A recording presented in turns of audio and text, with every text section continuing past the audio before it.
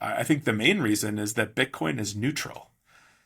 And these other cryptocurrencies are not. They have insiders, whether it's founders, whether it's boards, whether it's companies.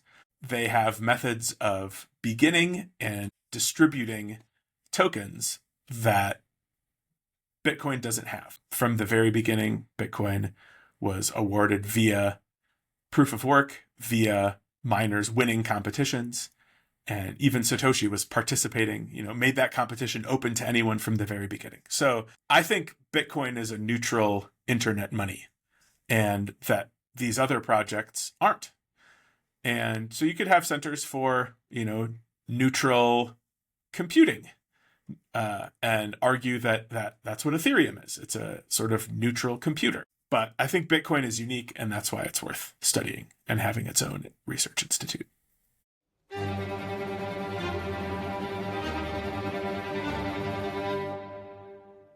Greetings and salutations, my fellow plebs. My name is Walker, and this is the Bitcoin Podcast. The Bitcoin time chain is 857680, and the value of one Bitcoin is still one Bitcoin. Today's episode is Bitcoin Talk, where I talk with my guest about Bitcoin and whatever else comes up. And today, that guest is Bradley Rettler. Bradley is the director of the just-opened University of Wyoming Bitcoin Research Institute and co-author of Resistance Money. We get into a bunch of topics today, including the launch of the Wyoming Bitcoin Research Institute, what Bitcoin critics fail to understand, politics and Bitcoin, metaphysics and money, and a whole lot more. Bradley is a professor of philosophy, and I find that I really enjoy talking to philosophy professors. And if you enjoy hearing them talk, you can also check out my conversation with Andrew Bailey, one of the other co-authors of Resistance Money. And check out resistance.money if you have not yet picked up a copy of their excellent book. Before we dive in, do me a favor and subscribe to the Bitcoin Podcast wherever you're listening or watching, and check out my sponsor Bitbox in the show notes. Or just go directly to bitbox.swiss/Walker and use the promo code Walker for 5% off the fully open source Bitcoin-only Bitbox O2 hardware wallet. You can also grab links to protect yourself from SIM swap attacks using Afani and Cloaked Wireless. I am a one-man show, so when you use my partner links, it genuinely helps me keep this show running, and I truly appreciate it. If you'd rather watch this show than listen, head to the show notes for links to watch on YouTube, Rumble, and on Nostr via Highlighter. But if you're like me and you prefer to just listen to your podcast while you do something else, I highly recommend you check out Fountain.fm. Not only can you send Bitcoin to your favorite podcasters to give value for value, but you can earn Bitcoin just for listening to this and other podcasts. Finally, if you are a Bitcoin-only company interested in sponsoring another fucking Bitcoin podcast, hit me up on social media, through their website, which is bitcoinpodcast.net, or shoot me an email. It's hello@bitcoinpodcast.net. Without further ado, let's get into this Bitcoin talk with Bradley Rettler.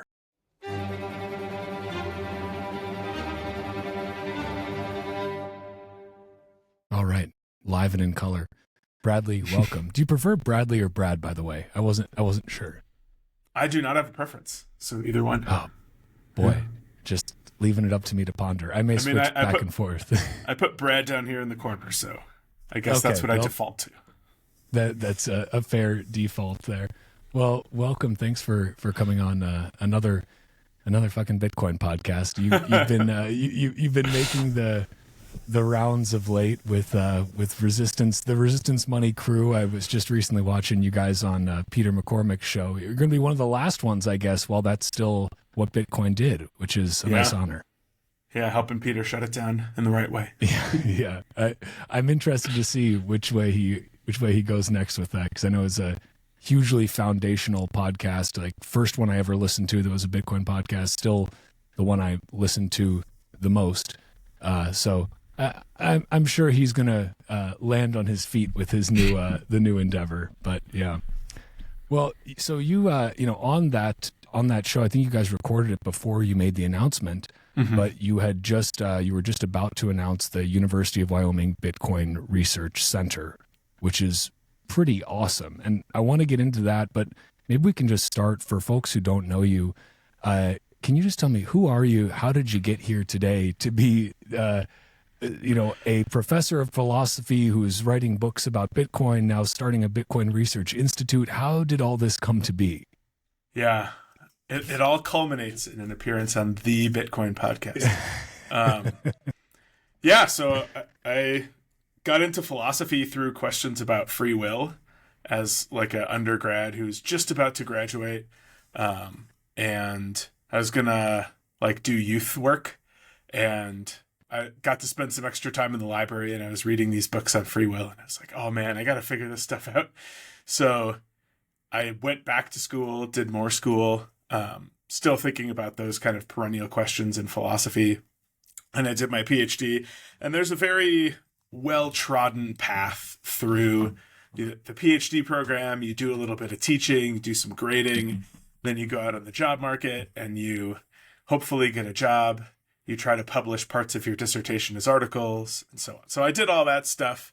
And then there's this really cool thing in academia called tenure, where you can no longer get fired just for not publishing enough. And some people abuse this privilege, obviously, and they just don't publish anything. And other people use it to do wild and crazy things that seem like they're not going to have any concrete positive outputs, but every once in a while change the world. And so this is seen as like a good cost-benefit analysis. It's worth giving tenure because that frees researchers up to do the kind of research they want. And so for me, coming up to getting tenure, I was like, okay, now I no longer have to do the same kind of stuff that I was doing. Do I like it enough to keep doing it, or do I want to do something else? And right around that time, Andrew and Craig and I, my two co-authors on the book, were starting to talk about Bitcoin and whether we might be able to do something philosophically related to it. And so I was like, this is just the kind of research left turn that tenure is made for. And so we'll spend a couple of years doing this Bitcoin thing, see how it goes. But it's going to be a lot more fun for me. And I feel like that's an important part of your job, is that it's fun, that you want to keep doing it every day. And so the idea of working on Bitcoin made the job seem fun again in a way that it had kind of gotten a little bogged down and boring. That's awesome. I've got to say, the more I listen to you and Andrew and Craig talk, the more I'm like, wow, boy, I should have maybe skipped the whole engineering track and gone into philosophy. It certainly sounds much more interesting, but I suppose, it's never too late to start. Perhaps not the more classic academic route for many of us who are still, in their regular fiat jobs, but I think Bitcoin has given a lot of people kind of the inspiration to go down some of these philosophical rabbit holes, which are seemingly limitless. And so it's a good thing. Absolutely. Yeah. I think that people who get into Bitcoin tend to be the kind of people who like going down rabbit holes. And it turns out that at the bottom of a lot of rabbit holes is philosophy. Yeah. I think at one point I heard something like if you open up any Wikipedia article on anything and just click on the first link, within 10 clicks, you'll get to philosophy and everything. So I've tried it a few times and it at least has proven true in my experience. It's like the 7 degrees of separation from Kevin Bacon, but exactly. with philosophical concepts. I love it. I've got a new Wikipedia rabbit hole to go down there. But so you guys, yourself and your co-authors, you recently released this awesome book, which I must admit I have not fully finished yet, but I have worked through the majority of it because I had Andrew on this show previously. I guess I need to have Craig on now after this just to complete the trifecta. Yeah. But I think that, first of all, the reception to this book seemed, from what I saw, perhaps it's just within my own echo chambers online, but was super positive. I know you guys were up at the top of Amazon's philosophy list for I don't know how long. Maybe you're still there. I mean, like that alone is like a pretty incredible achievement. You're up there with some pretty household names in philosophy. But did you guys expect that kind of like very rapid outpouring of support for it, or was it kind of like you were waiting a little bit, like how's this going to go over? How was that for you guys? Yeah, you never know. So we hoped that people would like it. We thought that it was different. and that was important. We also think that, as I mentioned before, Bitcoiners are curious. They're readers. They want to know more. They got into Bitcoin because of doing a whole lot of research about things. And so more than on any other topic, we thought a book on Bitcoin might actually sell to non-specialists, to non-philosophers. And yeah, that's what happened. People are interested. They wanted to hear a new take on Bitcoin that they hadn't heard before. Of course, there's a lot of stuff in the book that isn't going to come as any surprise to people who've been thinking about Bitcoin for a while. But we hope that for everyone, there'd be at least something new in there. And yeah, so it was really nice to see this unprompted outpouring of people posting pictures of themselves with their copies of the book. And, when you put that much time into it, and I think we make like $1 for every copy of the book that we sell. So it's not a huge money-making thing. So that just like helps us feel like it was worth it, that people are getting something out of it. Oh, no, for sure. And I mean, I'm curious, you mentioned that, yeah, there's a lot of stuff in there that perhaps for a Bitcoiner or somebody who's deep down that rabbit hole isn't going to come as a surprise. It may be somewhat repeated information, but for somebody who's getting into Bitcoin or learning about Bitcoin for the first time, a lot of this stuff is completely new. And you guys present it in a very digestible way. Who was kind of your target market for the book? Was it philosophers? Was it folks in academia? Was it meant to be more generally approachable?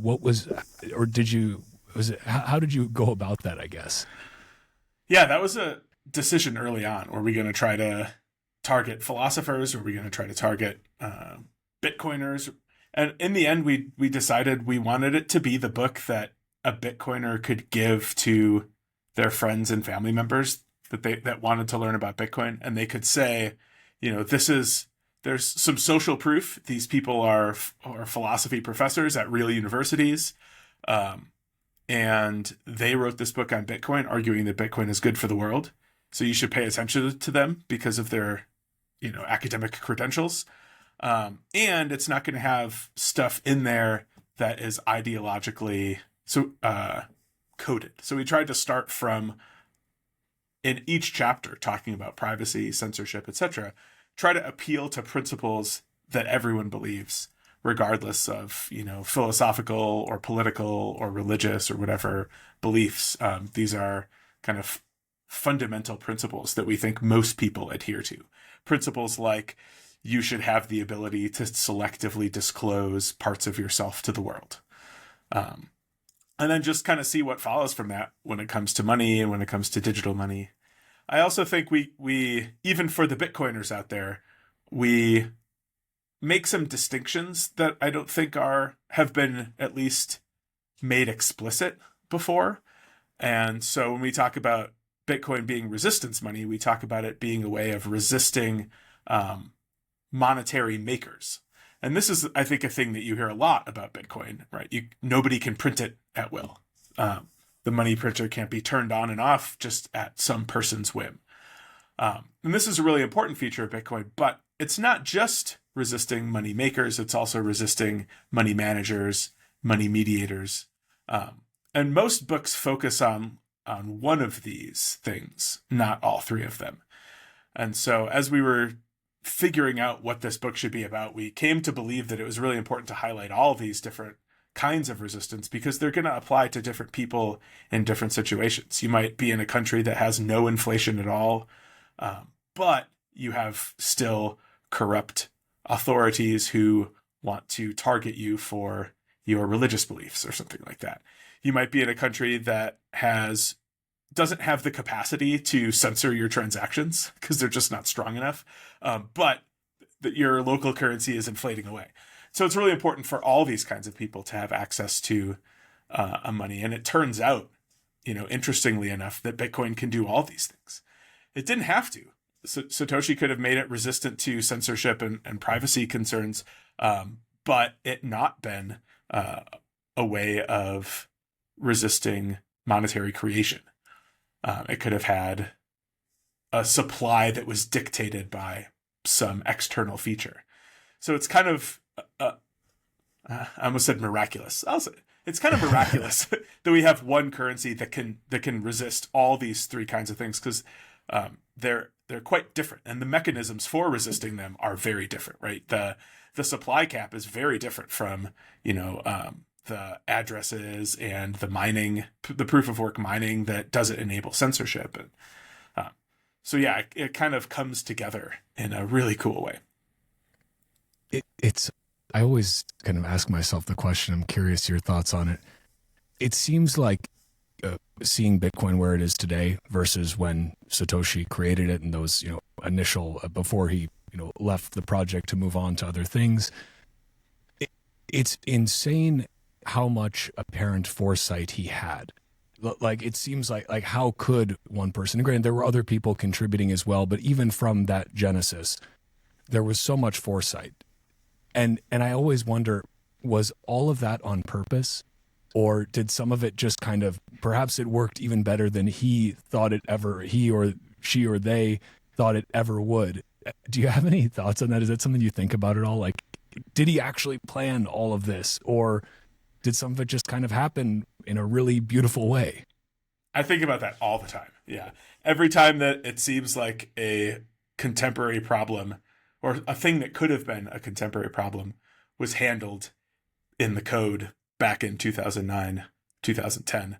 But then there are some small things that you think Satoshi should have easily been able to anticipate. Like there's going to have to be a hard fork at some point to handle the fact that dates are used in hexadecimal and we're going to run out of bits. So we have 40 years, but if Satoshi's really looking so long term, this should have been something that was easily seen. It kind of amazes me how many times it turns out that a problem has been solved, or it seems to just work itself out in a way that it didn't necessarily have to work itself out. Think with block sizes, and Satoshi talked a lot about the kinds of hardware that you would need and appealed to a lot of hardware principles for making sure that people would be able to, on a computer, download the entire blockchain, run a full node. That was very important to Satoshi, and clearly had some ideas about how big blocks should be in order to make sure that people could keep entire copies of the blockchain on their computers. But yeah, then there are other ways where you think, how in the world did Satoshi think of that so many years before? Especially things about mining, as we see how mining is working out. And not only Satoshi, but Hal Finney, 3-4 months into the protocol, maybe earlier, was like, I'm thinking about how to fight climate change using Bitcoin mining. And the pendulum has come around. Hal started there, then it was like Bitcoin mining is going to be the one unique destroyer of the environment, and now we're sort of swinging back to maybe we can use Bitcoin mining to combat climate change. It's wild. It's insane, and it's even to the point now where you can ask one of these LLMs, which maybe when they first came out would have a lot of outdated information about Bitcoin mining, and they're pulling from the Moore et al.'s and New York Times pieces on it and saying how it's that's a big concern. And now, I just today, actually before this, sometimes I'll just do a little back and forth with ChatGPT just to see not what it's thinking, but what it gives me. And today it was this has previously been a concern with Bitcoin's environmental impact, but now actually the majority of miners are transitioning to renewable sources and stranded energy. And I was like, wow, that's great. Even the LLMs are catching on now at this point. They're probably catching on before the New York Times, but we'll give them, they move a little bit slower perhaps. But yeah, it's mind blowing to think that, and again, your point about Hal Finney, so many of these the early discussions on the Bitcoin Talk forum or on the mailing list, people think that these, nowadays they've come up with some really cool new novel idea. Odds are it was probably discussed back then which is just wild that so many people, I mean, not that many, but a decent number were thinking about this and really worked through the game theory far in advance. It's kind of incredible. And now here we sit 15 years later and still blocks ticking along, and so many of these kind of predictions or ideas are actually reality now in a very meaningful way. It's beautiful to see. Yeah, no successful double spends, very few reorganizations. You wouldn't have expected that, I don't think. No, no. And, because I mentioned, Mora et al., a classic, a piece of Bitcoin misinformation that was put out there and has, I'm sure, been, as folks who are in the academic space, been thorns in your side for quite some time. Maybe it's a good time to talk a little bit about you have just started the University of Wyoming Bitcoin Research Institute. You announced it at the Bitcoin conference in Nashville. This is now, you're moving forward with this. Can you talk a little bit about why you started it? What is some of it a response to just kind of some of the garbage that was out there in academic texts, as far as, or I don't even know if you can call them academic texts, like the Mora et al.'s, and why did you decide to start this? Why was this necessary? What was the fire that you decided, this needed to be done? That is roughly 1/3 of the problem, is the Mora et al.'s of the world. And there aren't a ton of them, but the ones that there are, a lot of them have been picked up and repeated and cited. So for those of your listeners who might not know, in 2018, Camilo Mora published a paper written by his undergraduate students in the journal Nature Climate Change, which is a nature journal, which is the pinnacle. Nature and Science are like the two top scientific journals. So this is a nature journal, Nature Climate Change, entitled "Bitcoin Emissions Alone Could Push Global Warming Above 2 Degrees." So most people think 1.2 degrees of warming would be disastrous. If Bitcoin's doing 2 degrees all by itself, then, we're screwed. And as you start reading the paper, which you do when you're an academic researcher, like we're trying to read all the papers. This has been cited over 500 times in other scientific papers. And you get things like, if its rate of adoption follows broadly used technologies, it could create an electricity demand capable of producing enough emissions to exceed 2 degrees of warming. So if it's adopted at a certain rate, then the energy use is going to go up at a comparable rate. Well, so problem number one, blocks are already filled. And adoption going up isn't going to make blocks more full than they already are. So you learn Mora et al. Doesn't understand there's a block size cap. Mora et al. Thinks that miners will spin up more and more energy use to chase the block rewards, because they don't realize that the block rewards only come every 10 minutes. They also don't realize that there's a difficulty adjustment. So it's not like they can come faster and faster and more Bitcoin can be issued. And so these assumptions are all leading to this conclusion that Bitcoin could exacerbate global climate change. And it's just because these people don't understand the Bitcoin protocol. They wrote up this paper as undergrads. They were worried about Bitcoin mining. They also didn't look very carefully at what kind of energy Bitcoin is using, and they didn't extrapolate out what kind of energy it might be using, right? So Troy Cross makes this argument all the time that, and I think he and Margot Paez's new paper is called, I think in the title, "Bitcoin is a Dung Beetle." And the idea is basically that Bitcoin miners are always going to be chasing the cheapest electricity because it's location agnostic. All you need is a pretty weak satellite internet connection. And so as it gets more and more competitive to mine, miners are going to be pushed more and more to these other sources of energy. So there's at least 4 assumptions in Mora et al. That most Bitcoiners know are fallacious, and 3 that basically we all know about the block size cap. We all know about the difficulty adjustment. We all know about the target block times. So we're reading more and more papers like this. We're reading papers that don't make mention of the Lightning Network when they talk about how many Bitcoin transactions can happen. Or they don't talk about layer 2s at all. They're comparing Bitcoin to Visa rather than comparing Bitcoin to Swift or Fedwire or something. So over and over again, we just saw pretty elementary errors by researchers who, to take a charitable interpretation, are making mistakes. We're pretty convinced that some researchers are not just making mistakes. They're invested in misinformation about Bitcoin becoming well-known and widely distributed. And I don't think we can necessarily do anything about that other than make the case so overwhelmingly to everyone else that these people are just one of the many voices. And right now they're too loud of voices. So the Bitcoin Research Institute came about, one, as a way of helping the Mora et al.'s of the world to vet their research beforehand, so as to make sure that they're not making these really basic mistakes. That paper has 3 responses that are published alongside it, pointing out some of these problems and other problems. And then 2, to solve a different problem. The other problem is that there are a lot of people who want to work on Bitcoin, we theorize, who are in grad school or even untenured academics. And there's just no incentive for them to do that. They can't find advisors to work with who understand Bitcoin.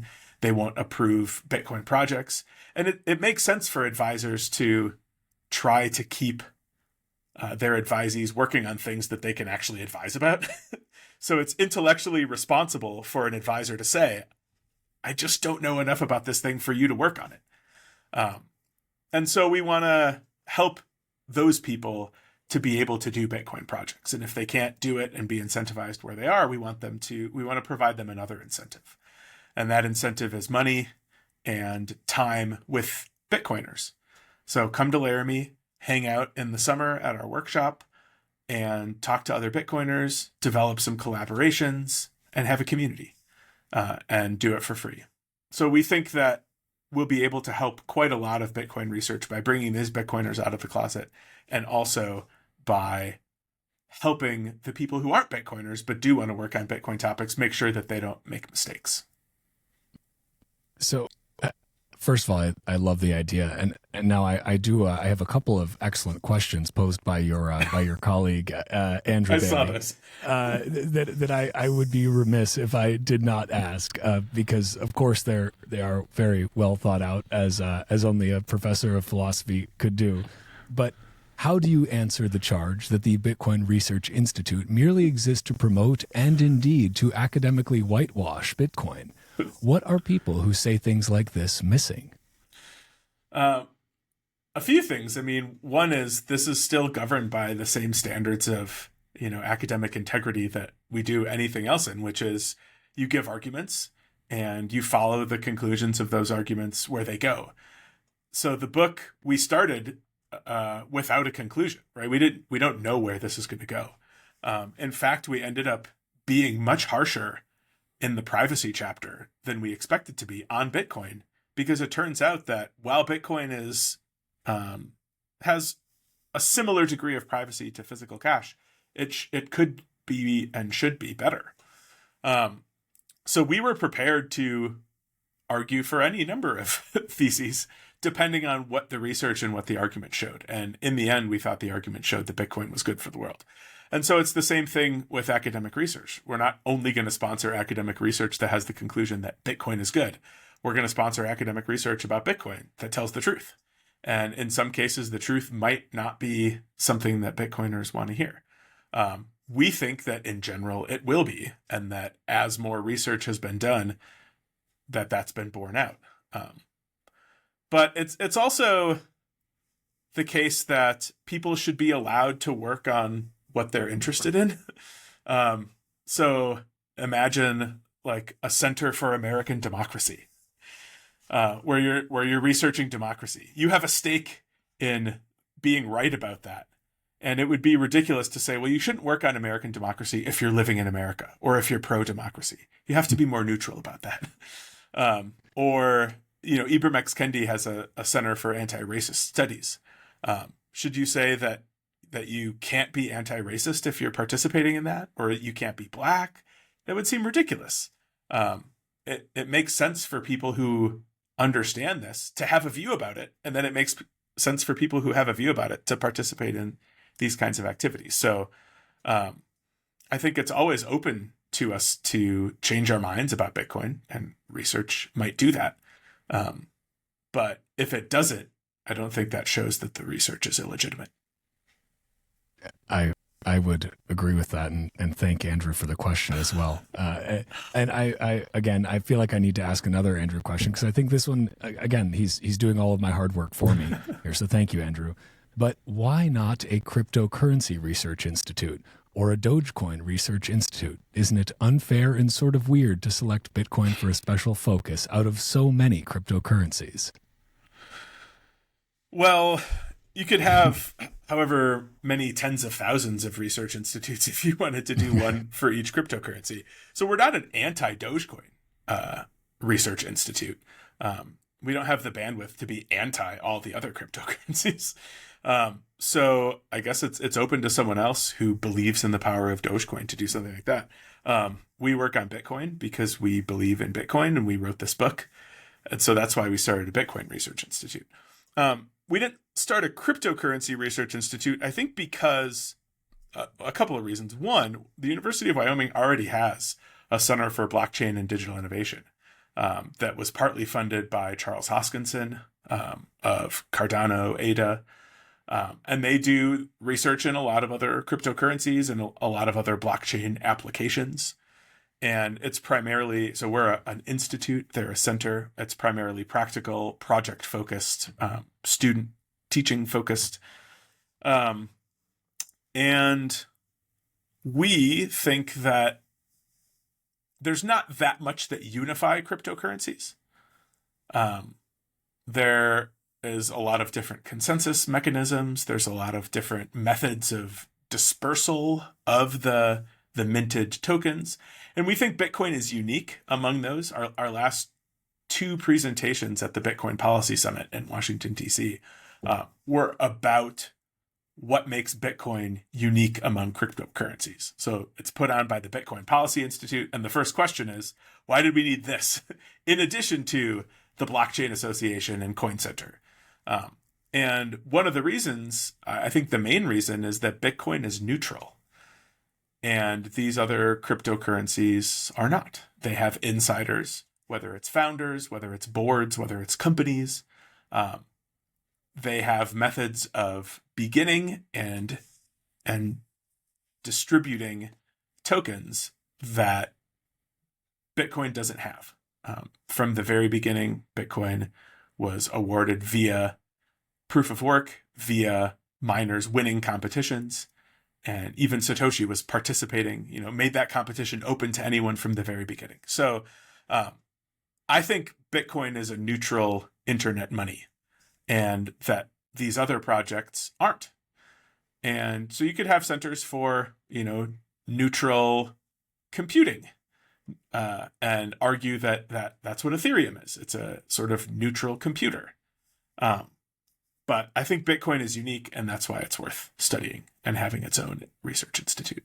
Philosophers love to ask questions, and one question you should ask yourself is why you have not gone to bitbox.swiss/Walker and used the promo code Walker for 5% off the fully open source, Bitcoin-only BitBox02 hardware wallet.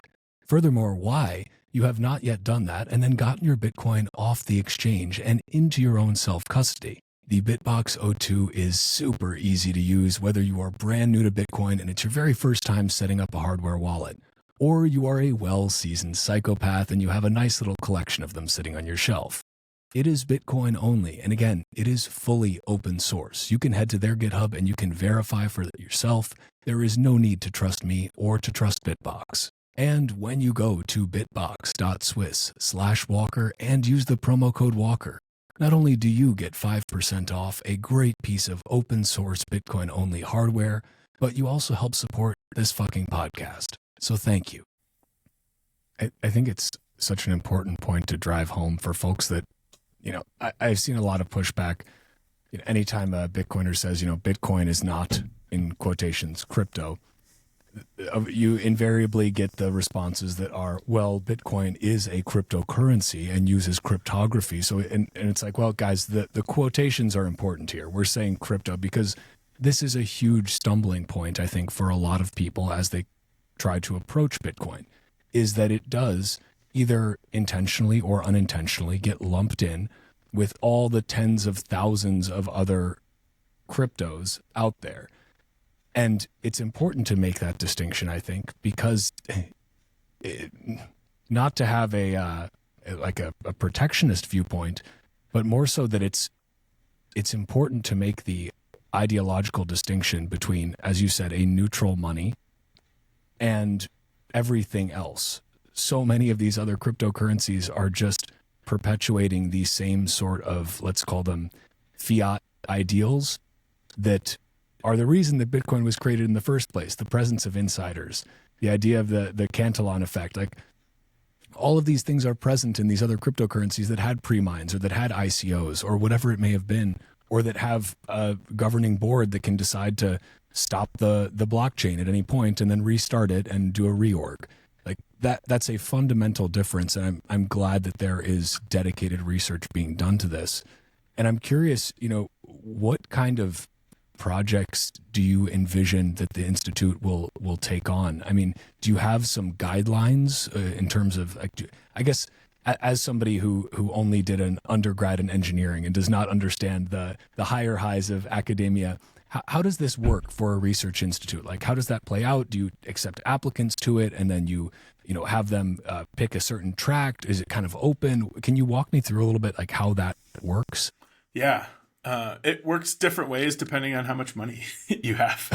And we have some money, but not that much. So what we can't do is go out and hire for each area of academia a person who works on Bitcoin in that area. That's what I would love to do. I'd love to have a research institute here that has a climate scientist, that has a computer scientist, that has a economist, that has a law professor or legal scholar, political scientist, etc. That'd be awesome. All of who are working on Bitcoin. That's a lot of salaries to pay, and we don't have that much. So what we'll largely do, at least at first, is have these open summer workshops where we invite people to apply. We have them give either an entire paper or an abstract. We have to decide, like a summary of what academic paper they're working on, and then pick the best ones to bring here, along with some academics who've been working on Bitcoin for a long time. So there's Andrew and Craig and I, but there's also Will Luther at Florida Atlantic University and Josh Hendrickson, who are both BPI fellows and economists. Troy Cross, obviously, at Reed College. Margot, who's, is she in Georgia still? I can't remember. A PhD student. So people who've been doing academic work on Bitcoin for a long time to sort of serve as mentors and guides and hopefully be collaborators on future projects. The Institute's not going to be teaching focused right now. Andrew will teach a Bitcoin course in fall of 2025 when he arrives here. And then depending on student interest in that and in some internal reading groups that we'll do, we'll see if we can afford to offer more Bitcoin courses. I've gotten so many emails from people that want to sign up. Like, I've been thinking about doing a PhD. Can I come do it at your institute? Or, hey, can I take your classes from a distance? Enough interest, I think, that we may actually be able to do something like that. So I was telling the first people no, but we announced it less than a month ago, and I could already fill up a class with the emails that I've gotten from people from Australia to Thailand to Vietnam to Europe to South America. So maybe that's more in the future than I expected it to be. The primary goal, because of the reasons for starting it, right? The reasons for starting it was the research papers are bad. The papers you can find on Google Scholar are bad. And so we need to help with that aspect. So that's not teaching focused. But it seems like there are a whole lot of people who are eager for academic teaching on Bitcoin as well. So we got to think about how to do that. Well, I mean, it's a good problem to have a lot of folks reaching out about it. And this does bring me back. I'll paraphrase another one of Andrew's questions, who generously supplied so many. But in terms of the main barriers to getting serious academic work on Bitcoin out there, He asked, supply problem or demand problem. And do you envision, I guess, this is just from my perspective, do you envision the Bitcoin Research Institute kind of addressing this problem? I guess, firstly, where do you see the problem? Clearly, there is a demand for people who want to do the research, but how does the Bitcoin Research Institute start to kind of alleviate that gap there? That clearly there is a gap. People want to do the research. Is this now going to be the hub for where Bitcoin research is done at an academic level? That would be fine with me if that's something that's needed. And I think that will become clear in the next few months is whether that kind of thing is needed, and if so, we will be ready to take that mantle on. I think it's a supply problem and a demand problem. So the supply problem is that this kind of research isn't incentivized by institutions. It's not incentivized by advisors for grad students to work on, and it's not incentivized by the sort of broader community. There's not that many papers written. You don't get that many citations. You can't get famous right now in the short term working on it. And then there's also maybe a gatekeeping problem. So Craig wrote this paper, What is Bitcoin? Which is a fantastic paper, doing some metaphysics of what the nature of Bitcoin, the asset, is, and what Bitcoin, the network, is. And he gives a scientific model for it, and he has a substantive conclusion that Bitcoin is a fictional substance, much like butterbeer in Harry Potter, which is kind of surprising given that this thing is worth like $1 trillion. But it's all because of the rules about how you can move butterbeer, in this case, around. And so he had a hell of a time getting this paper published, even though it's really good, for a couple of reasons. One, a lot of people aren't qualified to referee the paper. They don't know enough about Bitcoin. And then a lot of the people who, or at least some of the people who weren't qualified, refereed it anyway because they hate Bitcoin and they just found some nitpicky problems. And philosophy journal acceptance rates are between 2 and 5%. So it's really easy to reject something. Just find a couple small reasons whether they're right or not, and the editor will thank you that they don't have to publish it because they have too many papers already. So there is a problem of getting these kinds of papers in the pipeline. I think it's more of a problem in some disciplines than others. It doesn't seem to be as big of a problem in economics, although Andrew, Craig, and I, along with Will and Josh, and I think Troy, have a paper that's an economics paper responding to a paper that says that Bitcoin can't work because it can't handle enough transactions. And our paper is called Bitcoin Works in Practice, but does it work in theory? and the idea is the existence of Bitcoin doing what it is in fact doing is already disproving this paper. But, how do we make it make sense? And the answer is, of course, layer twos. And we've had a hard time getting that paper published as well. So maybe there's even more gatekeeping in economics than I thought. But certainly in areas like climate science, it's going to be hard to publish. Your data is going to have to be pristine, your methodology, your arguments, and it might take a while. But I think it's a mistake to cede academic research to the anti-Bitcoin crowd, because at least so far, the anti-Bitcoin academic research that I see has all been false. So the arguments are out there, and at some point, right, you're seeing it with ChatGPT already. The prevailing wisdom will change.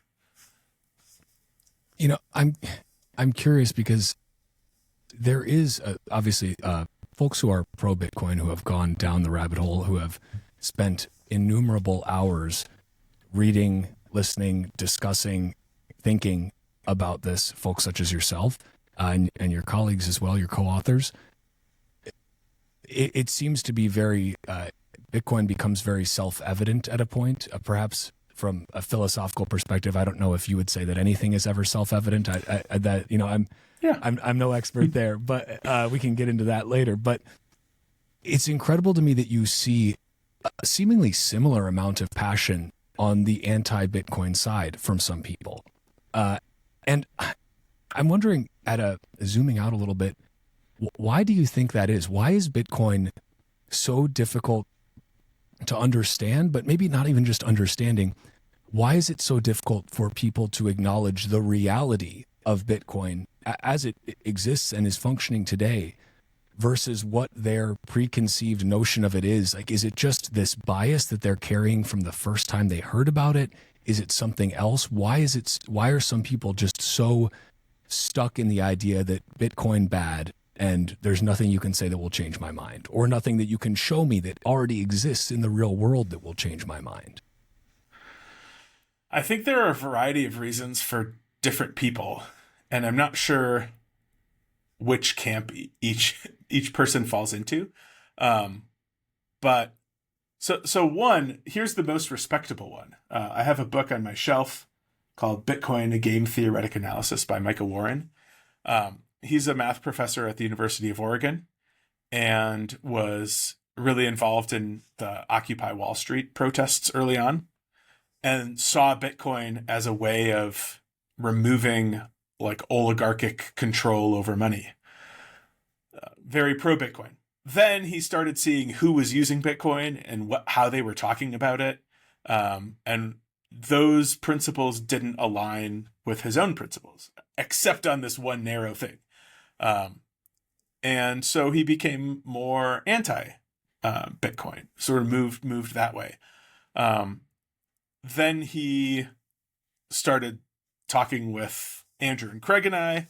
He taught a course on the game theory of Bitcoin. He wrote this book.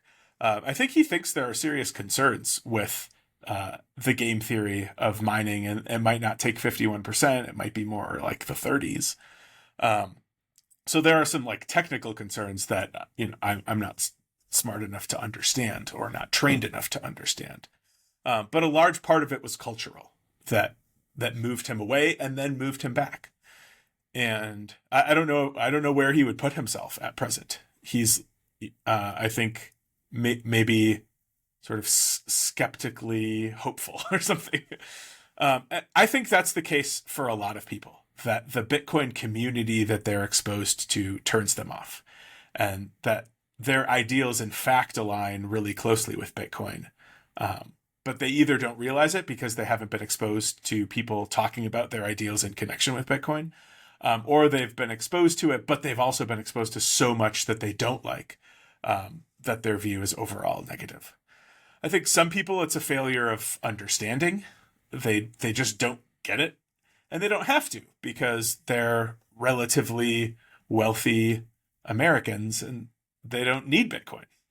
They're just fine with their Schwab accounts and whatever. So that's the position I think most of the philosophical world is with respect to our work. If they're against it, it's because they don't really know that much about Bitcoin.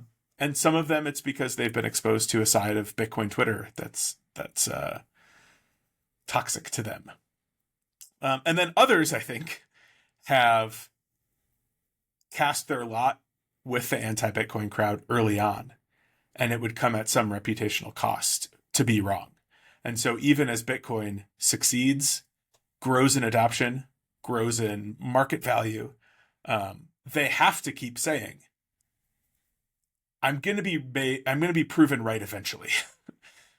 Because to not say that is to lose your audience, to lose your livelihood in some cases, to lose your reputation, and to have to reckon with the fact that you were wrong. So if you could say, I've been saying since 2015 that Bitcoin's going to fail, and it still is. It's taking longer than anyone expected because there's all these fools out there, but at some point it's going to fail.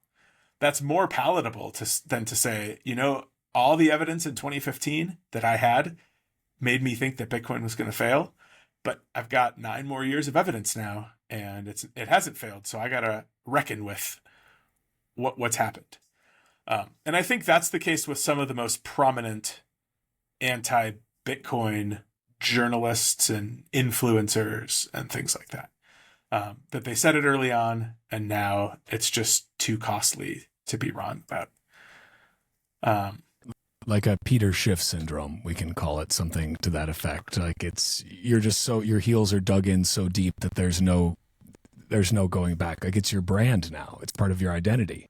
Yeah, I mean, it might be the case that there's another kind, and this is where I'd put Peter Schiff, which is that Peter Schiff knows that Bitcoin is great, but he gets a whole lot of attention for being anti-Bitcoin, and so he would lose his audience.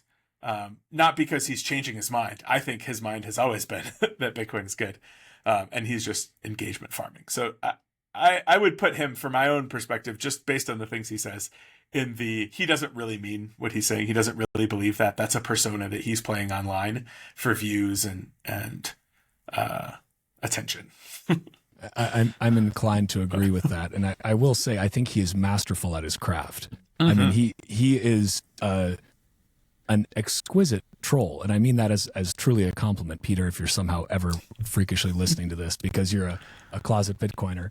Like, really, he has perfected his craft. He knows how to trigger Bitcoiners. He knows what to say, and he is also one of those people who, if you take out his Bitcoin rhetoric, a lot of folks who are pro-Bitcoin would agree with a lot of the other things he has to say about government, whether it be about government, about inflation, central bank, money manipulation, whatever it is. A lot of people agree with that. He just has this Bitcoin gold mine, if you will, of engagement that he can continually tap into. And so I guess, we feed that fire. I myself am guilty of feeding that fire as well. But it's almost in a friendly way when I do it, because I agree with you. I think he knows exactly what he's doing, and he does it very well, and it works. People pay attention, right? There's another camp of Bitcoin critics that I don't quite know what to do with, because I don't think they fall into any of the previous ones. And I'm thinking here of Molly White and Cass Pianci and Bennett Tomlin of the Crypto Critics podcast. And they, I think, are open to new evidence. They're open to changing their minds. They're largely fair and balanced.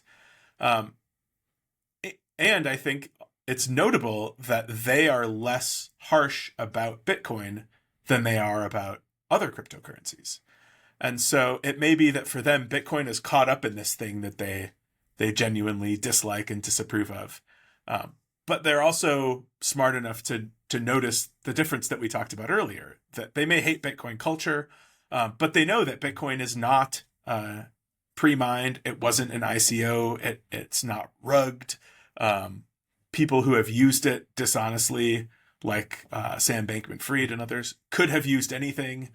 So they're, I think, really good at noticing these differences and saying mostly true things about the negatives of the crypto space and Bitcoin in general. And so I think there's hope that they might, I don't know, not be brought around necessarily, but they might believe the truth about Bitcoin. And they're the kinds of people, when you point out how Bitcoin is being used in countries with high inflation, or how it's being used to evade authoritarian governments, they don't just dismiss you, they don't block you, but they take it on board and they engage with it. I see Molly do this with Lynn Alden. I see Cass and Bennett do it with Andrew and others. And so I think these are the critics that we can have a good faith conversation with, and we can learn some things, and they can learn some things, and we can understand Bitcoin a little bit better, and understand how to talk to non-Bitcoiners about Bitcoin better. I think that's spot on, and just I listened to the conversation, the recent one with Molly White and Lynn Alden, and I thought it was a very nice conversation. And Lynn, as usual, bringing her incredibly measured and fact-based approach, but Molly seemed to me actually open and receptive to it, to Lynn's actual experience within the Bitcoin ecosystem. And I think that, again, this is a case tangential to Peter Schiff, where the crypto skeptics folks, they share a lot of beliefs or opinions with Bitcoiners, with hardcore toxic maximalists, about what a absolute just scourge crypto is generally. And because of that, they actually have done their homework. They do understand all of these scams, probably in many cases better than Bitcoiners do, because they've spent more time looking into these scams, whereas Bitcoiners have been focused on Bitcoin. And so I think they're the good kind of critics you want to have. And I do think that as long as somebody is open to new information and open to saying, oh, I wasn't aware of that. And yes, these things are true about Bitcoin, which are not true about any of the other crypto tokens out there, then that's the kind of critic that you want. Somebody who is actually willing to engage in a good faith discussion and potentially change their opinion on something when presented with new information. And those are the kinds that are also welcomed, I think, with open arms ultimately. Because everybody loves the, I was wrong and I was blind, but now I can see story. People love that, it shows that somebody's human and willing to be humble enough to admit when they're wrong. Because, we were all wrong about Bitcoin until we understood it, right? And nobody really understands it at all. So from a philosophical perspective, can one ever fully understand Bitcoin? I mean, from a philosophical perspective, I'm not sure one can fully understand anything. Oh, you got me there. And I think because Bitcoin is money and has all these weird properties, no, certainly not. Nobody could fully understand it. And nobody, even if you fully understood the code and how it worked and stuff, you can't fully understand how it integrates into society. Because that involves a whole lot of psychology and sociology and guessing. So no. Yeah.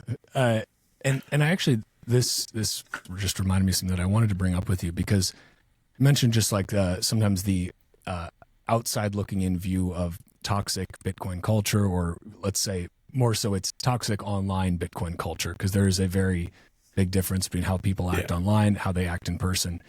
But this idea, I think a lot of times people struggle with Bitcoin because it does not fit neatly into the boxes that they have been told exist. It doesn't fit into their left-right dichotomy. It doesn't fit into their, Republican, Democrat here in the United States, false, two-party system dichotomy that we're told is the only way that we can do things.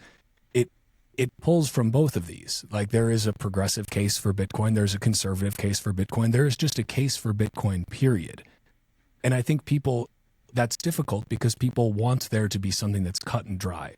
They can say Bitcoin is this, or Bitcoin is that, or Bitcoin shares these ideals, or it shares those, but it just doesn't. And there's a little rhyme that I repeat ad nauseum, much to the chagrin of my lovely wife, but there is no red, there is no blue, there is the state, and there is you.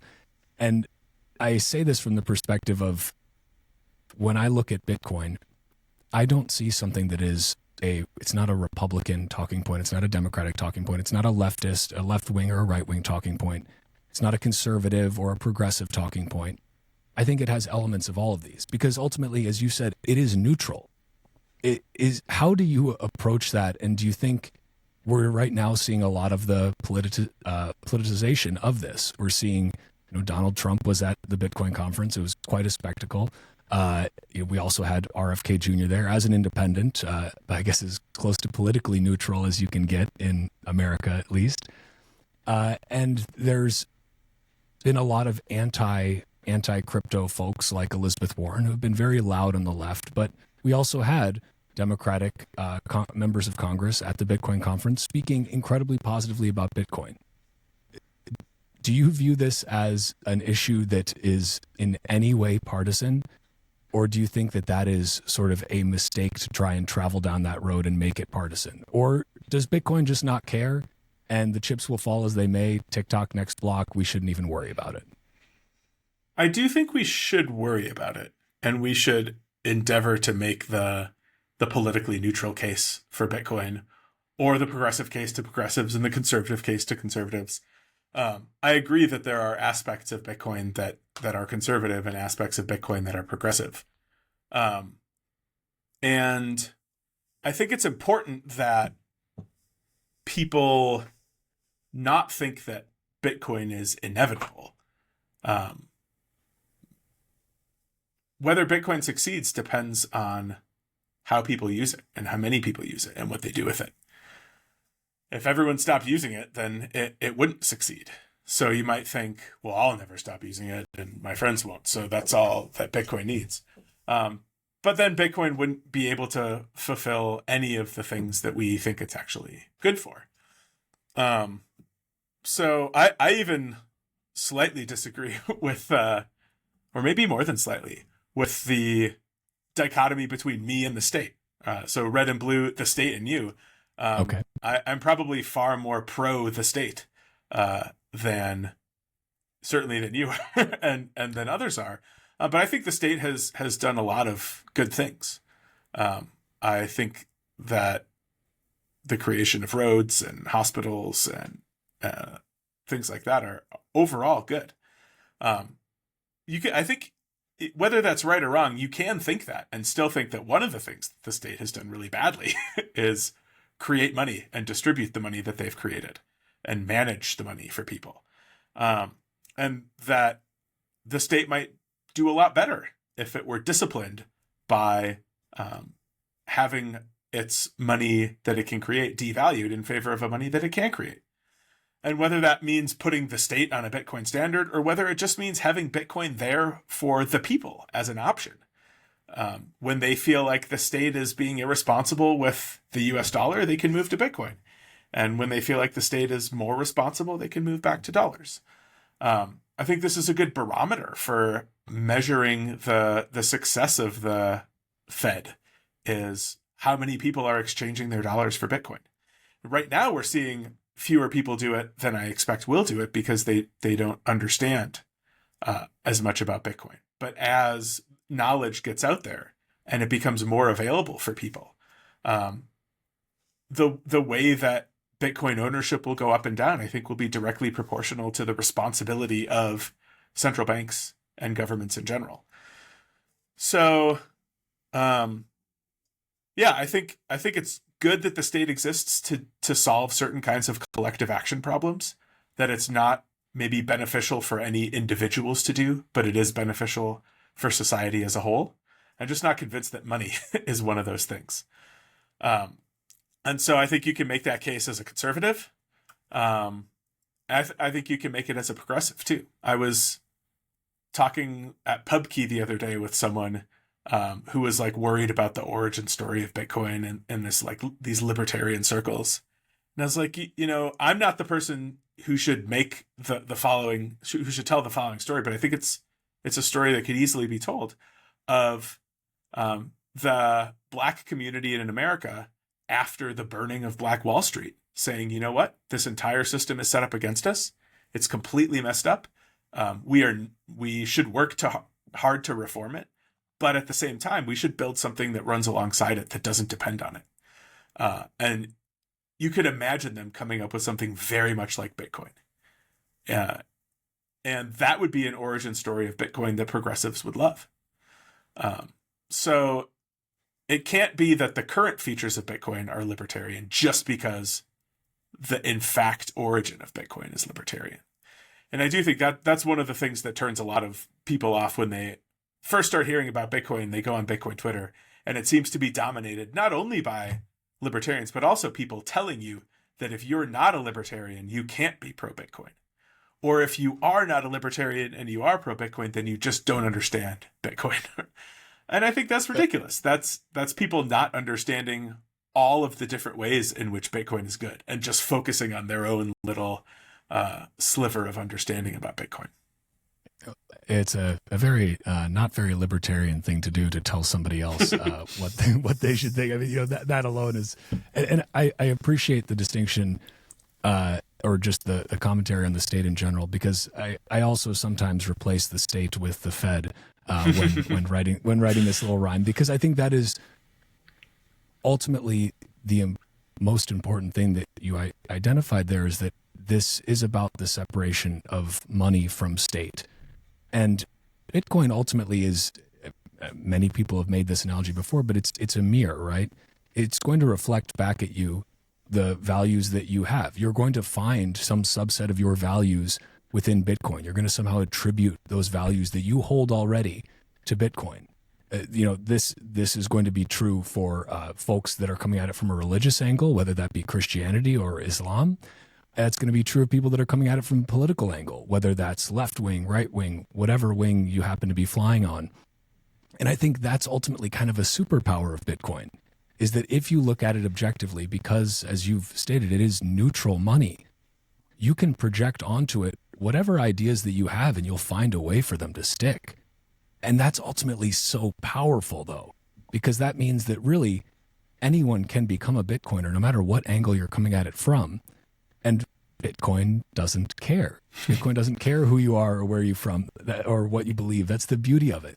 And I think that that's such a powerful thing. It's one of those things that gives me so much hope, because you can have people.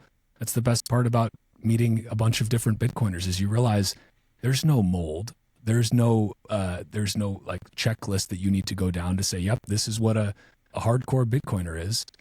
No, a hardcore Bitcoiner is somebody who appreciates Bitcoin, uses Bitcoin in whatever way they personally believe it should be used for them at this point in their life, and believes that others should do the same.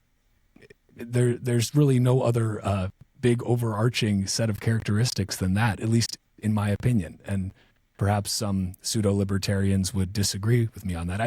I just dislike political labels in general, though, and I think they're very ineffective when it comes to talking about Bitcoin, because you will find many exceptions whenever you try to make any rule. But again, I think that's a superpower of Bitcoin. That's really well said. And yeah, I completely agree. There are all kinds of reasons to like Bitcoin, and all kinds of people should like Bitcoin. And the more you understand about Bitcoin, the more you see how it fits in, and the more you see how we maybe should re-envision our dividing people into these various camps, because Bitcoin muddles a lot of distinctions that we like to make between people, like left and right, Republican and Democrat, etc. It's the thing. I think Bitcoin has the power to be a great unifier. Like it's something. Do you think that we start to see the emergence of sort of a new, I'll say political identity, because I can't think of a better word for it right now, but the emergence of a new sort of political identity. It's not left, right. It's not red, blue. It's not even, libertarian or whatever it might be. But is there something that we haven't conceived of yet? Is it already manifesting itself right now? Do we already see this new identity emerging that is somewhat undefinable but united with Bitcoin? I'm not sure, because there are also a lot of practical problems that this new political identity I think should be silent on, but that are really important to people, like healthcare, or the permissibility, legality of abortion, things like that. For a lot of people, this is a more important issue than Bitcoin. So you could be very firmly pro-Bitcoin, but also very firmly pro-choice or very firmly pro-life. And are you going to put your Bitcoin voting ahead of those things? If you're anti-immigration or pro-immigration, are you going to put Bitcoin ahead of those? So I think it would be a mistake to say, we're the Bitcoin party, and here are the rest of our policies, because you're gonna turn off a whole lot of people doing that. But if you don't have a stand on those things, then people aren't going to be sure what happens if you get in power. So I don't think we're at a point where Bitcoin is most even Bitcoiners' primary voting desideratum, a politician's stance on Bitcoin. I certainly see it. Some people say that it is. Sometimes I think that's just they're using Bitcoin as an excuse to vote for the person that they already wanted to vote for in the first place for other reasons. Yes. So it would be interesting to see if I don't know if things changed, whether they would really follow that or not. But I think we need to know that we need more polling data. So Troy and the Nakamoto Project have started to do this kind of research. to find out, first of all, political identities of Bitcoin owners. The highest group in that case was very liberal, and only 3% of the Bitcoin owners that they interviewed classified themselves as libertarian. Now, these aren't Bitcoin first people or people who are on Bitcoin Twitter. These are just people who report that they own Bitcoin.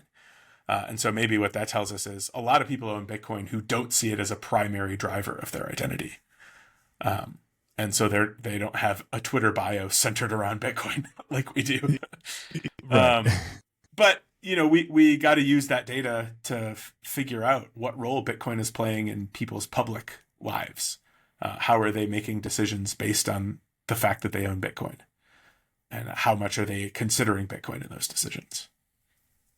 Yeah, I thought that that research was really interesting. Yeah. I like it's incredible, and it again kind of forces you to reject your preconceived notions about what you think the typical Bitcoiner looks like. Like I know what I know what I look like. I know what some of the people in my circle look like, but I cannot possibly know what all the myriad other people out there. I don't know what their hopes and dreams and aspirations and beliefs are. But studies like this are really cool because they do give you an idea that, it actually turns out that the typical Bitcoiner or the typical swath of Bitcoiners looks just a lot like the typical population. Like it's just a fairly normal distribution of people. And I think that's, again, ultimately a very good thing. It is the reality, at least based on their data. And it seems that their methods, again, I'm not an academic, I'm not at liberty to go into their statistical methods, but it seems just as robust as any other sort of large scale polling data out there. And I think it's really fascinating to look at. And it kind of forces you to, again, which is something I think a lot of Bitcoiners think that they do, but fall into this trap. We should reject these manufactured divisions that are out there. We should reject, because that's, when I throw out the red, blue, state, you thing, it's more so a commentary on the fact that there is a lot of impetus to divide us, to force us into these tribal groups, because then we spend time fighting each other, blaming each other, being angry at each other, instead of looking for real solutions and calling on the people who are actually capable of making change at a legislative level to do so. Like that's where I get frustrated, because so many times we spend so much time back and forth at each other, and this election season is no different. Of course, every election is the most important election of our lifetime, and the social media gets really tiresome for a while with the same stuff thrown back and forth, and so little of it is based in fact. And I think one of the things that is always frustrating to me is that I don't have numbers on this, but it feels like high 90% of political talking points are based on why other person bad, not why our person is good. It's so much focus on the problem or the perceived problem versus what is positive, what is good, what is the solution. And I think, you have now, and your co-authors have now started dedicating your academic careers to looking at Bitcoin as this resistance money, as this neutral money. Do you have maybe a message for other academics out there who are perhaps similarly maybe a little bit feeling disenfranchised by the fact that they are forced to pick a franchise and then go with talking points from said franchise instead of being able to provide kind of neutral commentary that's ultimately solution-based commentary versus problem-based commentary? Yeah, that's a great question. I think probably the biggest piece of advice I could give is to take some time to take a step back and figure out what you actually care about. And for some people, that is going to be the thing that got you into whatever field you're working in, the project that you worked on for your dissertation. And so you're going to want to keep doing that. But I think for a lot of people, your views change from the time you're 18 to 22 to 27/30 whenever you finish your PhD to 35 to 37 when you get tenure. Your life circumstances have changed. You've experienced new and different things, and the world around you has changed. But academia is not geared towards helping you make that shift. It is geared towards directing you down the same path that you've been going down since you started. And you have to actively imagine what it would be like to do something else in order to start to entertain it. So you're fighting against inertia to do this is like imaginative resistance. When you think about, okay, suppose I stopped going to the conferences that I've been going to. Suppose I stopped writing on the things that I've been writing on. And suppose I started thinking about something else. What would it be? Step one. And how would I do it? Maybe I need a sabbatical to take some time to read. Maybe I need to go back to school to get a credential in something else. For some people, it's going to be AI or various political things. For some people, it's going to be something to do with being a parent, which they could never have imagined when they started grad school at age 22 or 23. And now they're, for some people, it's going to be their children's schooling situation. So I have a colleague in philosophy who is writing on the metaphysics of free will. He had a child. The child has developmental delays, and he moved because the school district he was in was not very supportive of that. And the new school district isn't either. And his career is now dedicated towards writing about individuals with disabilities and the legal ramifications, and as well as the philosophical ones. So this is a way in which growing up changed what he cared most about. And I admire him more than almost anyone. So Kevin, if you're listening, good job. But the fact that he was willing to do that, he took on a career risk, he took on a reputational risk, and he also is doing this for his son, who he cares about and loves. And he's trying to figure out how he can best be an advocate for his son. So I think it takes, maybe it takes a special person, or maybe it just takes a person taking the time to do that. And then it certainly takes guts to actually then take the next step. And I think that's a beautiful thing to do, and probably no better impetus. I recently became a father, and it's amazing how that is just a light switch that flips on, and then somebody rips the switch out of the wall and you can't ever turn it off again, in the best possible way. But just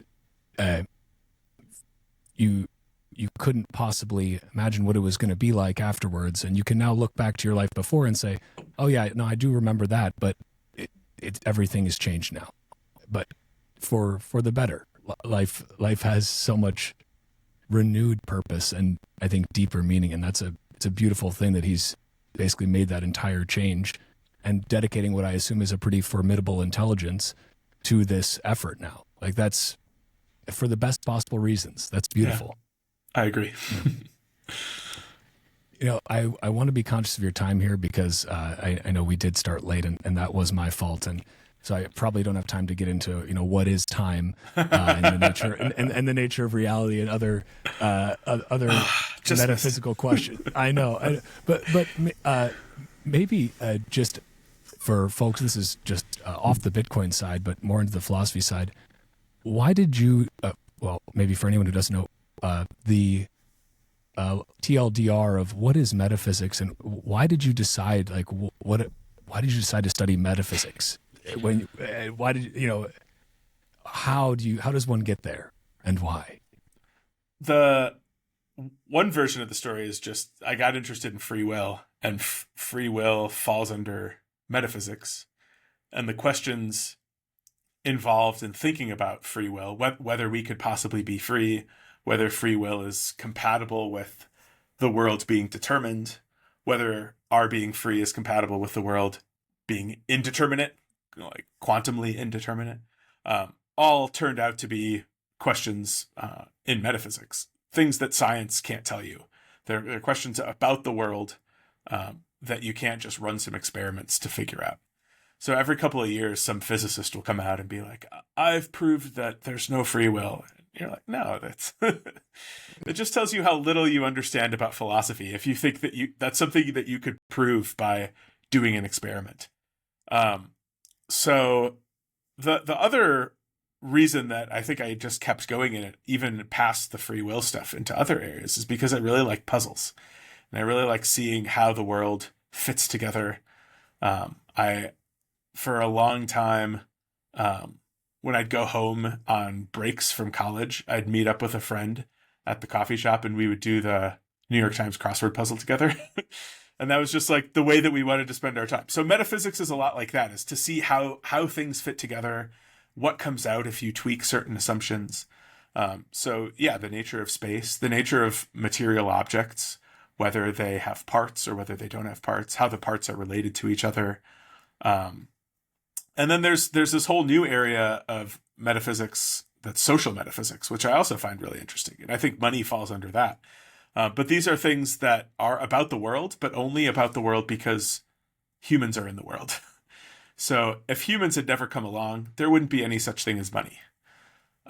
Money is something that we made, but it's also now incredibly important because of the role that it plays in our lives. I think gender is like this and race is like this. These are things that wouldn't exist outside of human behaviors and human attributions. But because they exist and because we made them, they now play an incredibly important role in structuring how people live their lives and how people experience the world. And then there's other less important areas of social metaphysics that I also find fascinating, like bands. What does it take for one band at one time to be the same band as a band at another time? Could bands lose members? Can they lose all their members and still exist? Can they completely change their musical style and still be the same band? Can they change their name? Anyway, so I just really like these questions because I feel like they have answers. The answers aren't, you can't just say whatever you want. There's costs to saying things. If you think bands can lose their members or change members and still exist, well, how many? How long? Can they change them all at the same time? You have to bite certain bullets, and I think it's kind of cool to try to figure out implications of having various views. So, on the one hand, it's just kind of like intellectually fun for me to engage in this kind of puzzle solving. But then I think there are techniques and concepts and ways of thinking that you learn in these kind of playground, sandbox kind of metaphysics areas that you can then apply to important ones like race, which actually seems to matter in the world. And if the arguments carry over and the concepts carry over, then you can actually learn some really important things about how the world works.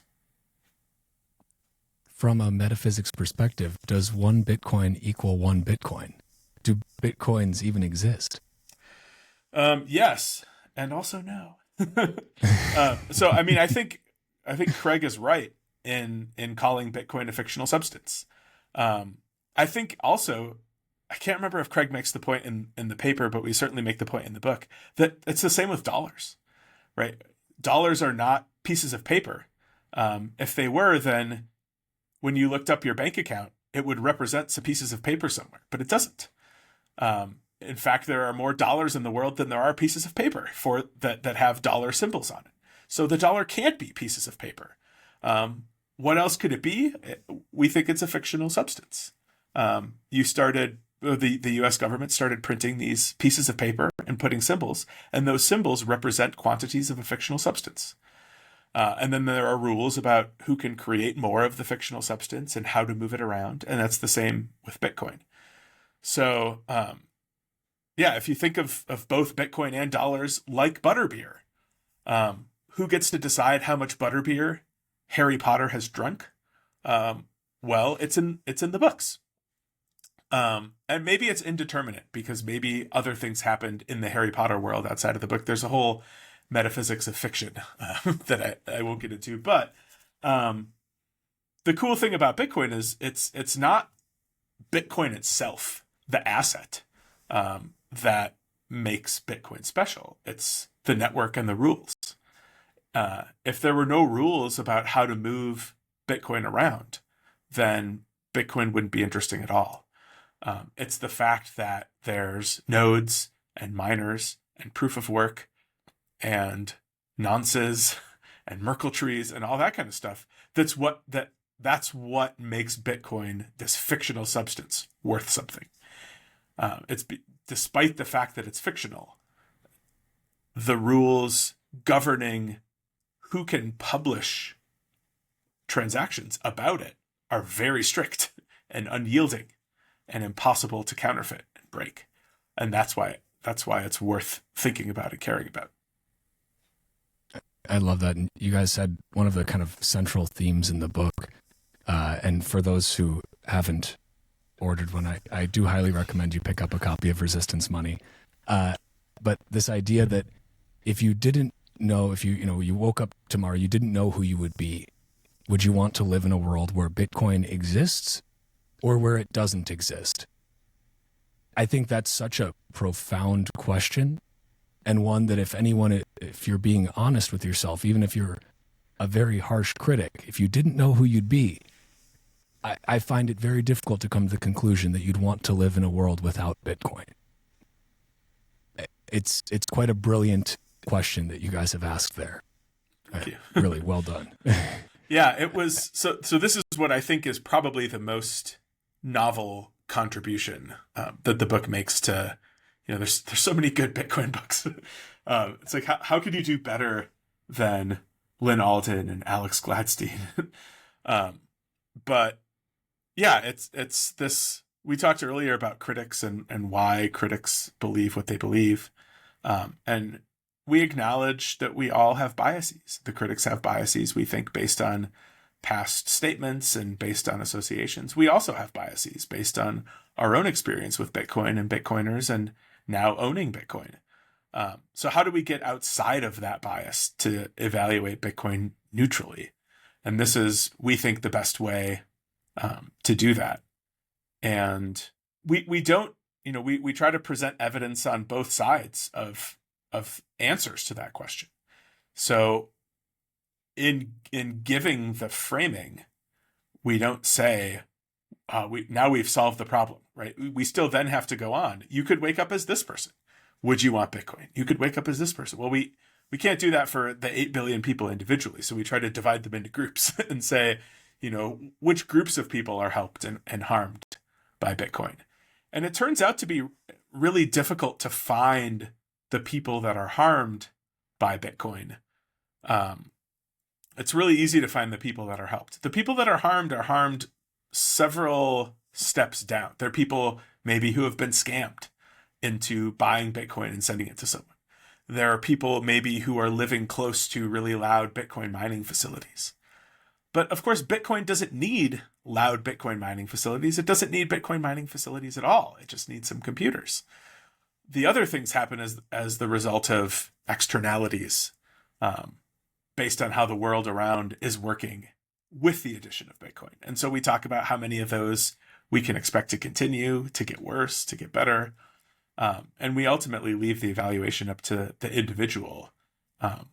But we think if you're going to be anti-Bitcoin, you have to say something about all of the people who need a private digital cash. You have to say something about people who need uncensorable digital cash. You need to say something about unbanked people. You need to say something about people who are living in countries with local currencies that are inflating very rapidly, who don't have Schwab accounts, Fidelity accounts, whatever. And we think most critics ignore that. They don't do the comparisons. They only say things on one side.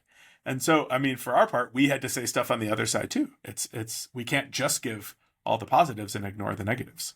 So we tried really hard to find all the negatives that we could, so that we could make sure we were being fair. Thank you guys for writing this book, because I think you can never have too many Bitcoin books, and I think this is a very unique one. Just like you can never have too many Bitcoin podcasts, right? We need a critical mass of podcasts. We need to overwhelm the fiat podcasts out there. Last question, because again, I'm doing my best to be conscious of your scarce time, but I have so many other questions. We're gonna have to do this again, just so I can pick your brain even further about the nature of existence. What are you reading right now? Besides, for anyone, again, we'll plug Resistance Money. But what are you reading that you would recommend? Thankfully, I do not have to read Resistance Money again. I've read that enough. So I read a lot of fiction. I read a lot of science fiction. I teach a class, philosophy and science fiction. So right now I'm reading The Murderbot Diaries by Martha Wells, which are awesome. 7 or so books, mostly really short, about a half human, half robot security unit. So I'm really liking those.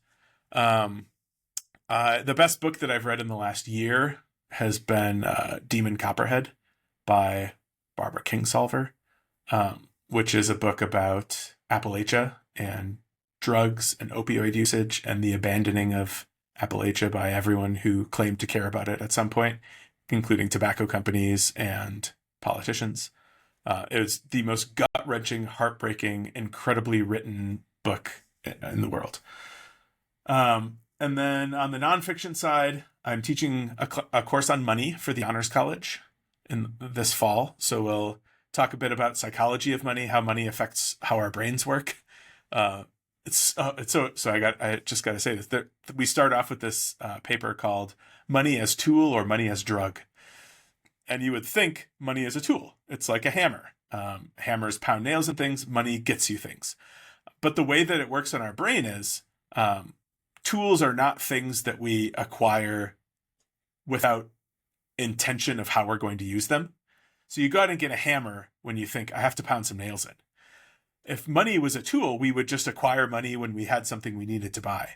But money operates on our brains much more like a drug, which is we try to get as much of it as we can, and then we hoard it, just in case we might want it later. So that's a quick hit of those dollars. Exactly. Just one for the road. just give me a couple bucks for the road. Yeah. So we do that. We talk about wealth inequality, whether wealth equality is something that should be strived for, and what means are justifiable in order to bring it about.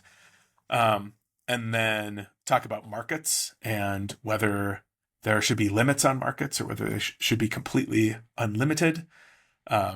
Things like selling sex, selling children, selling body parts. Some people think anything goes in a market, and some people think, no, there should be rules about what you can buy and sell. And then we'll end with whether money should be controlled by the state or not, and the moral landscape of monetary design. So these are the 2 papers that Andrew and Craig and I wrote before the book. But also in that, on the wealth inequality, I use a book called Billionaire Wilderness, which is about Teton County in Wyoming, just up north. And it's written by a Wyoming native who I went to grad school with, and he teaches sociology at Yale now. And he interviews the billionaires who live up in Teton County, and also the working class, the nannies, the housekeepers, the taxi drivers, etc., to get a picture of how they relate to each other and how they relate to nature. And then Bitcoin books, I ashamedly have not yet finished Lynn Alden's book. And so I read it every chance I can, but it's really long and I want to go slowly and carefully through it. So that's what I'm reading on the Bitcoin side of things. And then after that is done, I've got the Genesis book by Aaron Van Weerdem that will be coming up next. And then by the time I'm not read that yet. Oh man, it's going to be, I'm so excited. We do like 4 or 5 pages about the cypherpunk history of Bitcoin in the book, but I did a spaces with Bitcoin authors, and Aaron was just talking about the importance of understanding Bitcoin from this cypherpunk perspective.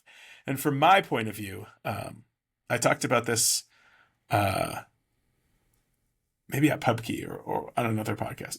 I think it was at PubKey. My biggest concern about Bitcoin's success is a takeover by corporate entities like BlackRock that are offering ETFs and successfully get people to believe that what BlackRock owns is Bitcoin and what we have in our multi-sig wallets is not Bitcoin. And so Aaron repeatedly stressing this cypherpunk history and the importance of self-custody and things like that is, I think, so important in this next phase of Bitcoin education. It's to tell people that, buying a Bitcoin ETF is not the same thing as having Bitcoin, and Bitcoin in an ETF is not resistance money. Yeah, I couldn't agree more with that. Where do you want to send people?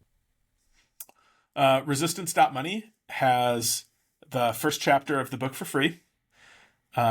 Hopefully soon also the fourth chapter of the book for free, which lays out this if you didn't know who you'd be tomorrow thought experiment. We're only allowed to reprint so much of it for free, so we're going to test the limits of our contract.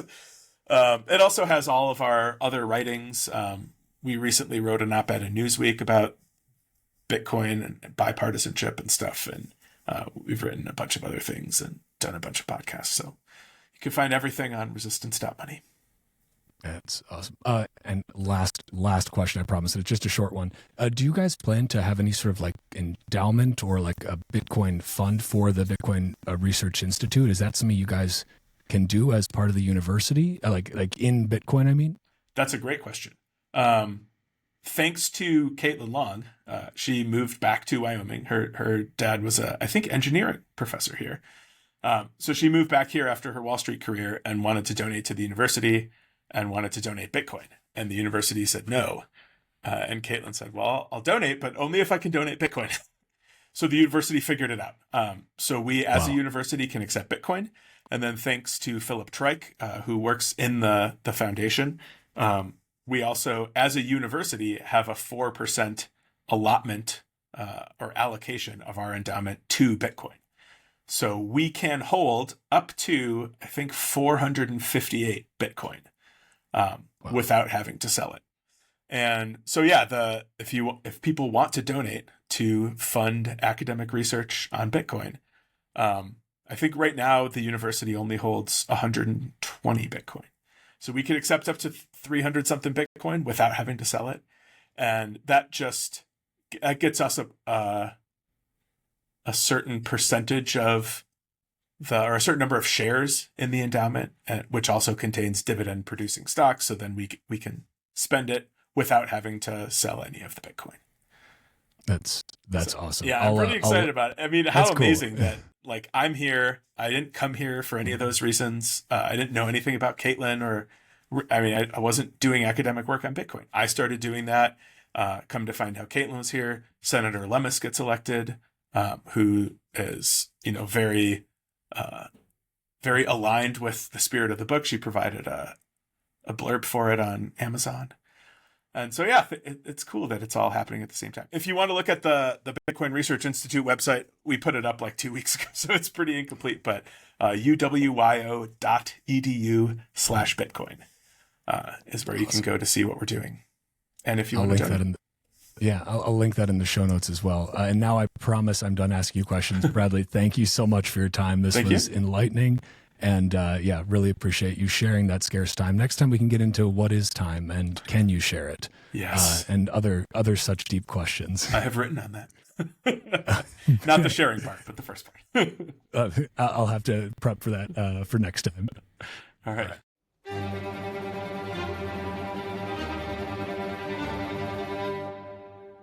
And that's a wrap on this Bitcoin Talk episode of the Bitcoin Podcast. If you are a Bitcoin-only company interested in sponsoring another fucking Bitcoin podcast, head to bitcoinpodcast.net/sponsor. If you're enjoying the Bitcoin Podcast, consider giving the show a 5-star review wherever you listen, or sharing the show with your friends, family, and strangers on the internet.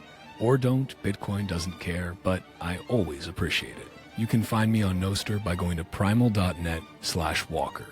If you want to follow the Bitcoin Podcast on Twitter, go to @TitcoinPodcast and @WalkerAmerica. You can also find the video version of this podcast at youtube.com/@WalkerAmerica and @WalkerAmerica on Rumble. Or just go to bitcoinpodcast.net/podcast and find links everywhere. Bitcoin is scarce. There will only ever be 21 million, but Bitcoin podcasts are abundant. So thank you for spending your scarce time to listen to another fucking Bitcoin podcast. Until next time, stay free.